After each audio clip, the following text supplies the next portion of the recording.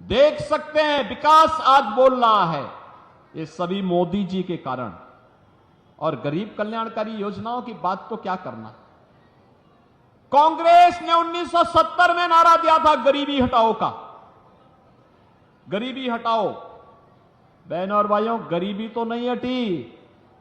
हां, एक परिवार को देश के संसाधनों को लूटने की पूरी छूट मिल गई थी, पूरी छूट मिल गई थी।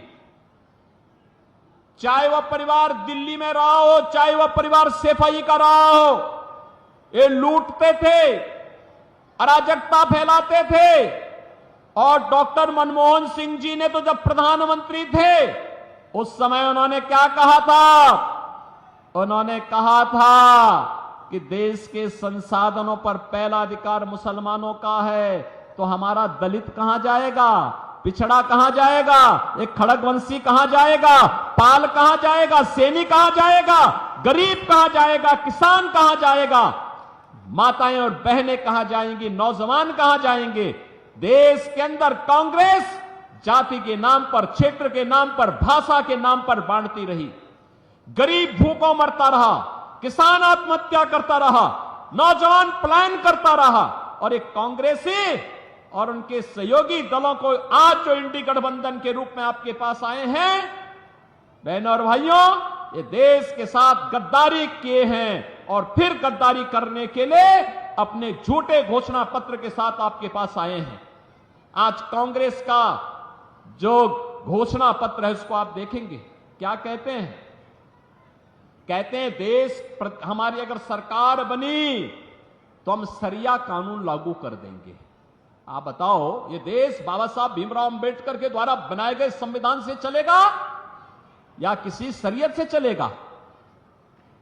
भारत संविधान से चलेगा। बाबा साहब भीमराव अंबेडकर के द्वारा बनाए गए संविधान से भारत चलेगा, न कि किसी शरीय कानून से।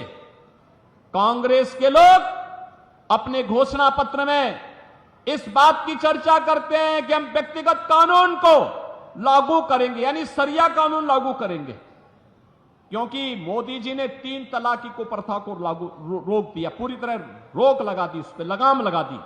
और उसको कहते हैं कि हम फिर से व्यक्तिगत कानून पुनर्बहाल करेंगे। ये लोग शरिया कानून लागू करेंगे और कहते हैं कि हम लोग जनता की प्रॉपर्टी को हत्या करके, ले करके, उसके माध्यम से फिर उसका बंदर बांट करेंगे। बहनों और भाइयों, क्या आप कांग्रेस और समाजवादी पार्टी को अपनी संपत्ति पर डकैती डालने की छूट देना चाहते हैं क्या? अरे आपके बाप दादों ने कमा करके संपत्ति रखी है, देखो ना इन बेशरमों की हालत। एक तरफ आपकी संपत्ति पर इनकी कुदृष्टि है और दूसरी तरफ माफिया और अपराधियों को अपने गले का हार बना करके कैसे उनके नाम पर फतिया पड़ रहे हैं, आपने देखा होगा इनके हाल को। देखा है ना, देखा है ना।